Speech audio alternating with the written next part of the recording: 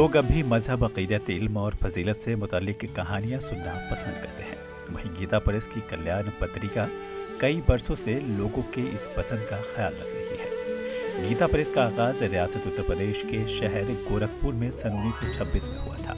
वहीं 92 वर्षों में कल्याण पत्रिका ने 1102 शुमारे शाये करके एक मुनफरिद रिकॉर्ड बनाया। गीता प्रेस की शुरुआत सन 1926 में जयदयाल गोयनका और हनुमान प्रसाद पोदार ने की थी और उसके कवर पेज पर देवी देवताओं की नायाब तस्वीर उसकी शनाख्त बन चुकी है।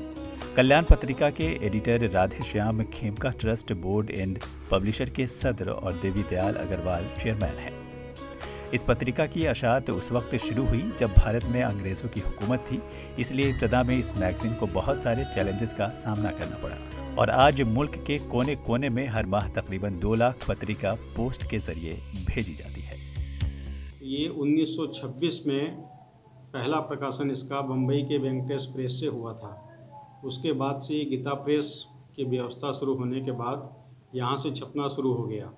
वर्तमान में इसका 94वां अंक पिछले 2020 में छपा है, जो कि बोध कथा अंक के नाम से है, जिसमें कि संतों की, विशिष्ट पुरुषों की जीवन की विशेष घटनाओं का प्रकाशन विशेष रूप से हुआ है, जिससे उन घटनाओं को देखकर, उन बातों को समझकर लोग उससे प्रेरणा लेकर के उनको अपने में आत्मसात कर सकें।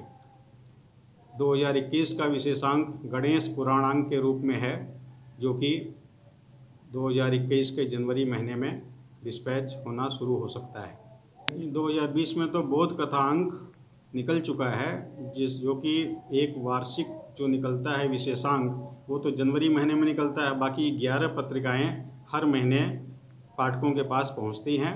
इसके बाद अब जब जनवरी में निकलेगा तो 2021 का विशेषांक निकलेगा, जो कि गणेश पुराण के नाम से है और गणेश जी के ऊपर उसमें विशेष सामग्री है और गणेश जी के पुराण के ऊपर ये अंक पूरा प्रकाशित होगा। इस पत्रिका की पहली अशात सन 1926 में मुंबई के वेंकटेश प्रेस में हुई थी। उसके बाद गोरखपुर में गीता प्रेस का इंतजाम होने के बाद इसकी अशात यहाँ से शुरू हुई। फिलहाल इसका 94वां शुमारा 2020 में शाये हुआ है, जो एक खास नंबर है। इसमें संतों की जिंदगियों के वाकयात बयान किए गए हैं ताकि लोग उनकी जिंदगियों से मुतासिर हो सकें। आइंदा खुसूसी एडिशन गणेश पूर्णांक की शक्ल में है, जो आइंदा बरस जनवरी के महीने में शुरू हो सकता है। 2020 में बोधि कथा इशू शाये किया जा चुका है, जो सालाना खुसूसी शुमारा है।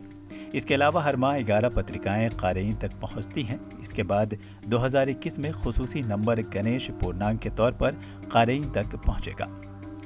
1940 के दहाई में कल्याण पत्रिका पर इल्जाम आयद हुआ कि वह हिंदू महासभा की जबान बोल रही है, क्योंकि उस वक्त मुल्क में तहरीक आज़ादी की आवाज़ तेज हो गई थी।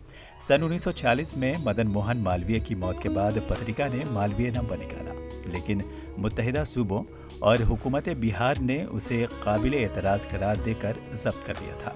कुछ अरसे बाद इस पत्रिका ने राम नाम जप बैंक की शुरुआत की। उन दिनों कल्याण पत्रिका में लोगों के खुतूत शाये होते थे, जिसमें लोग बताते थे कि राम नाम जपने से उन्हें क्या फ़ायदा हुआ। साथ ही पत्रिका ने रामायण इम्तिहानात भी करवाए थे। कल्याण पत्रिका ने हिंदू कोड बिल को 4 हिस्सों में पास होने तक एक मुहिम चलाई थी। ये पत्रिका अब भी लोगों में मजहबी अकायद को बेदार कर रही है। इसलिए गोरखपुर के गीता प्रेस की कामयाबी की कहानी न सिर्फ मुल्क बल्कि बैरून मुल्क में भी ज़ेरे बहस है। Bureau report, ETV Bharat Urdu.